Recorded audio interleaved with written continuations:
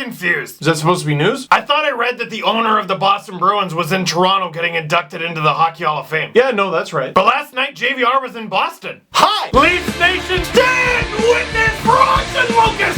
Full biblical! Austin Matthews is the Leaf! Why do I watch hockey? Stressfully, mostly. Are you in? Get out of your mind! Get out of... Really? Really? They won. They're on a 4-game winning streak, and that's how you... Get out of your mind! Get out of your... Yeah! Leafs win! 4-1 over the Boston Bruins. Alright, in fairness to Bruins fans, Leafs win 4-1 over the Boston Bruins top line starting goalie and Providence. Leafs Nation, thank you for tuning in and watching this video, but I want you to look away for a second. Look up! You see that? You see that? It's the sky! Now tell me, is it falling? Not anymore. We stuck it up there, we got some Gorilla Tape, and the Leafs are back on track. This Leafs 4-game winning streak has not been without flaws, but at some point you gotta go, well damn it, they've won 4 straight. They've played 19 games right now, which is the most in the NHL, and they've won 12 of those games. To give you an idea of how hard it is to play 19 games in the amount of time that the Leafs have, only 2 other teams in the NHL have played 19 games. You wanna take a guess at who they are? The Pittsburgh Penguins, who have been okay with a 9-7-3 record, but a negative 18 goal differential. 13 of those games have been on the road, so everyone who's been chirping Sidney Crosby for having a slow start to the season, buckle up because he's about to ruin your life. The other team who's played 19 games, Arizona. I don't need to go into depth. Leafs are only 4-4 on the road heading into this one, and now they have a winning record. I said at the beginning of this 4-game winning streak, when, by the way, the Leafs were only 1 game over 500, that they have an opportunity to make some real noise this week, or I guess this past week now. They're at home and rested against Vegas, they're at home and rested against Minnesota, and they're at home and rested against Boston. Then they gotta play the second half of a back-to-back, also against Boston, so the playing field is level. Knowing those circumstances, look at your team and look at theirs. Even without Austin Matthews, the Leafs had a chance to go 4-for-4 this week, and they did! Let's talk about this game. The night before, the Leafs had a great first half of the game against Boston at the ACC, so you knew Boston was going to get a dumb one to score first. Wasn't exactly a dumb one. Marchand to Bergeron, beautiful shot, but frustrating nonetheless. Second half of the back-to-back, the Bruins really looking like the better team, getting more shots. Well, guess what? Puck takes a funny bounce in the Bruins zone, ends up on Mitch Marner's stick. Oh my god, oh, can I have that be my notification every time I get a text? One of the most beautiful pings I've ever heard, and I'm sure Mitch Marner has ever heard. He scores just his 2nd of the season, and the Leafs are on the board. Can I just point something out? The Leafs were above 500, with one of the most exhausting schedules in the NHL, with Freddie Anderson putting up horrible numbers, with the Leafs going undefeated without Austin Matthews in the lineup, and Mitch Marner only has 2 goals. You are all in so much trouble. Bruins put the Leafs on the power play. Why would you do that? Kadri to JVR. Oh my god. He just took it.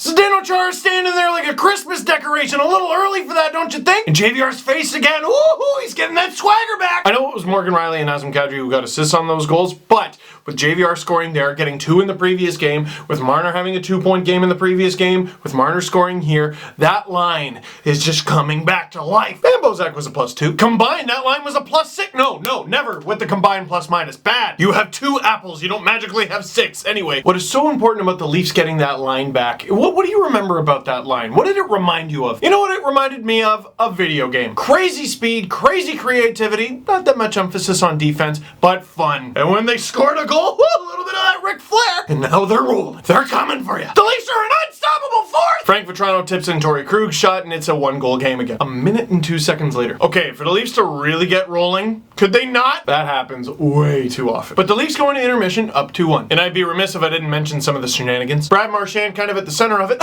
No way. Komarov and Marchand both go off for roughing. Not the last time those two would be acquainted in this game. 31 seconds after Marchand gets out of the box, Nazem Kadri cross-checks him. That's just efficient by Marchand. And less than 3 minutes to go in the first period, Marchand goes off for tripping. Tripping who, you might ask? Hi everyone, it's so good to see you again. Welcome back for another edition of Drawing Penalties with Nazem Kadri Bob Ross. First of all, I hope you all enjoyed my Halloween costume. It reflects something that I've believed for a very long time. Just be yourself. Now for the penalty we're going to draw today, we're going to take a look at Brad Marchand.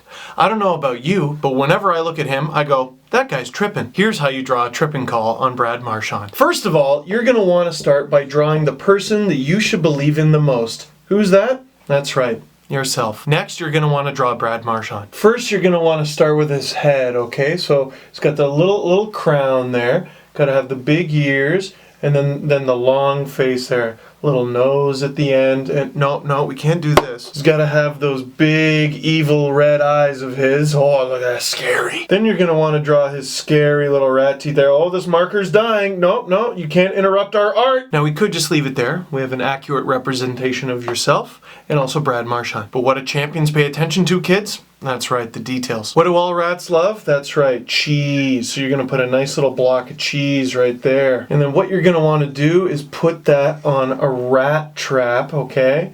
And he's gonna get all confused and excited, see the cheese, and then he's gonna dive onto it, and then that's gonna hit your feet, and you're gonna trip, and you're gonna fall down. And then that is gonna lead to a power play opportunity. This has been another edition of Drawing Penalties with Nazem Kadri, Bob Ross, and just remember, whenever you have a rat problem, remind them that you're the big cheese. No goals in the second period, and that is thanks in big part to Curtis McElhaney. Holy smokes, where did you get that from, Curtis? You know, we rip on Curtis McElhaney all the time, and fans are not nice to him. They're always like, call up Sparks, call up Pickard. But you know what? He's in a rough spot. He's already a goalie for a team that's like, defense, we'll see. But he's always expected to play the second half of the back-to-back. The Leafs got Calvin Pickard one game into the season for a very obvious reason. And then another thing that complicates the story is, don't look now, but Garrett Sparks is not only playing better than Calvin Pickard, but he is one of the best goaltenders in the American Hockey League, as he has been for a few years now whenever he's healthy. Pickard has a .918 save percentage through 5 games. Hey, that's pretty good. Through 9 games, Sparks has a .944. 2 shutouts. For a month ago, the Leafs had weak depth in net, and all of a sudden, it's crazy. All the odds are stacked against McElhaney, and he goes and he pulls out this gem. I know his style is insanity, and I know his numbers over his career haven't been that good, but how do you not cheer for Curtis McElhaney? Well, I know one guy was cheering for McElhaney, Morgan Riley. JVR to Riley at the blue line, he puts it on, deflection, and it beats Tuukka Rask, 3-1 Leafs. JVR and Marner get assists on this goal. Both have been much better recently, but holy smokes, Morgan Riley. A 4-game point streak,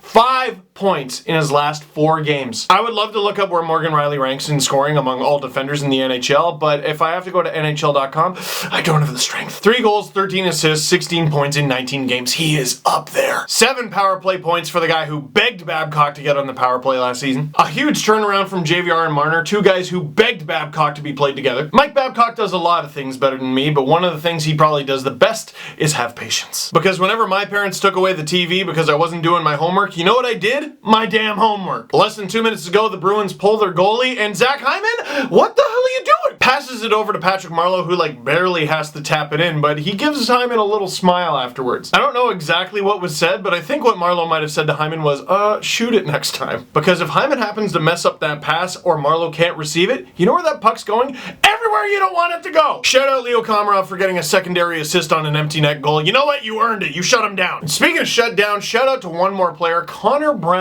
As a forward, as a winger, he played 19 minutes and 59 seconds. You couldn't get him out there for one more second. Top forward for power play time, 3rd forward for penalty kill time. This guy just does it all. McElhaney stopping 38 of 39, including 6 on the penalty kill. What else do you want him to do? And now the Leafs, and especially poor penalty killers like Ron Hainsey and Nikita Zaitsev, get a merciful 4 days off. Damn it if they didn't earn it. I believe what Babcock said was day off practice, day off practice. Sweet. If they get Matthews back, even sweeter. Leafs are getting some goaltending from both guys. The defense looks a little better. Different guys are scoring. This train is back on the rails, and it's going to take a lot more than a little cold snap to stop them. So that is it for this one. Thank you very much for watching. Click like if you like this video. Click subscribe if you really liked it. Tell all your friends. I'm going to link to a couple articles down below. One is something I wrote about the Hockey Hall of Fame class this year. Paul Correa, very good. Surprise, surprise. And Andrew Berkshire wrote something about the Leafs going hot and cold. I thought that was really interesting. Also bouncing all around my head are other videos that you can watch. Some from the podcast channel. I think